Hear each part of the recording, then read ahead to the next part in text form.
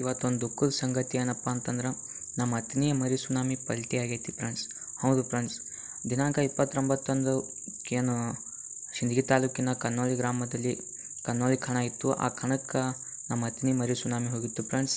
ಇಲ್ಲಿ ಎಲ್ಲ ಆಟ ಆಡಿ ಫೈನಲ್ ಮ್ಯಾಚ್ ಬರೋಕರಾಗ ಎದುರಿನ ಗಾಡಿಯವ್ರೇನೋ ಕಾಟದಾಗ ಹೆಚ್ಚು ಕಡಿಮೆ ಆದ ಗಾಡಿ ಅಂತೇಳಿ ಕಾಟಾಗೆ ತೊಗೊಂಡು ಹೋಗೋಕರಾಗ ಕನ್ನೋಳಿದಿಂದ ದೇವ್ರ ಹಿಪ್ಪರಿಗೆ ತೊಗೊಂಡು ಹೋಗೋಕರಾಗ ಗಾಡಿ ಪಲ್ಟಿ ಆಗೈತೆ ಅಂತ್ರಿ ಫ್ರೆಂಡ್ಸ್.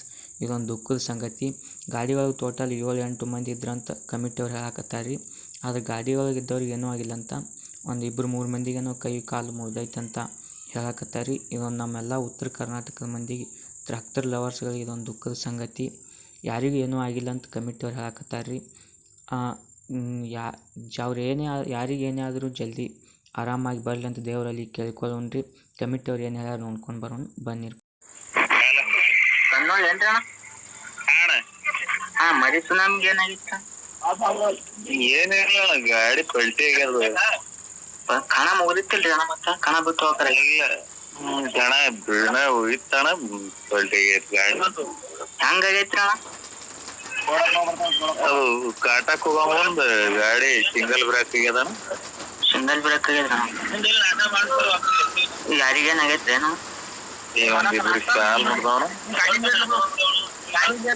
ಗಾಡಿ ಯಾರು ಹೊಡ್ಯಾತ್ರಿ ಅಣ್ಣ? ಫಸ್ಟ್ ಒನ್ ಅದು ಯಾವ್ದವ್ರ ಹಳೆ ಆತ್ ನೋಡ್ರಿ, ಯಾವನೋ ಏನೋ ಹುಡುಗ ಹೊಡ್ಲಿಕ್ಕೆ. ದವಾಖಾನಿಗೆ ಹೋಯ್ದಾರ ಅಣ್ಣ? ಹಾ, ದವಾಖಾನೆ ಬೇಕಾರ. ಬಿಜಾಪುರ ಹೋಯ್ದಾರ. ಎಸ್ ಇಬ್ರಿಗೆ ಕಾಲ್ ಮುರ್ದೈತ? ಹಾ, ಇಬ್ರು. ಮತ್ತೆ ಯಾರಿಗೇನೂ ಆಗಿಲ್ಲಲ್ಲ? ಒಂದು 2-3 ಮಂದಿಗೆ ಸಣ್ಣ ಪುಟ್ಟ, ಇನ್ನೊಂದು 3-4 ಮಂದಿ. ಗಾಡಿಯಾಗ ಎಷ್ಟು ಮಂದಿ ಇರೋ? 8 ಮಂದಿ. 8 ಮಂದಿ ಇದ್ರ? ಹಾ, 8 ಮಂದಿ ಇದಾರ ನೋಡ್ರಿ. ನೋಡಿದ್ರಲ್ಲ ಅಣ್ಣ, ಕಮಿಟಿಯವರು ಹೇಳಿರೋದು. ಗಾಡಿಯಾಗ ಒಂದು 7-8 ಮಂದಿ ಇದ್ರ ಅಂತ ಹೇಳಕತ್ತಾರೆ ಕಮಿಟಿಯವರು. ಯಾರಿಗೇನೂ ಆಗಿಲ್ಲಂತ್ರಿ. ಒಂದು 2-3 ಮಂದಿಗೆ ಅಷ್ಟೇನೋ ಕೈಯ ಕಾಲು ಮುರಿದೈತೆ ಅಂತ ಹೇಳಕತ್ತಾರೆ ರೀ. ಇನ್ನೊಂದು ಡ್ರೈವರ್ಗಳಿಗೆ ಹೇಳೋದೇನಂದ್ರೆ, ಗಾಡಿ ನೋಡಿಕೊಂಡು ಓಡಾಡಿಸ್ರಿ.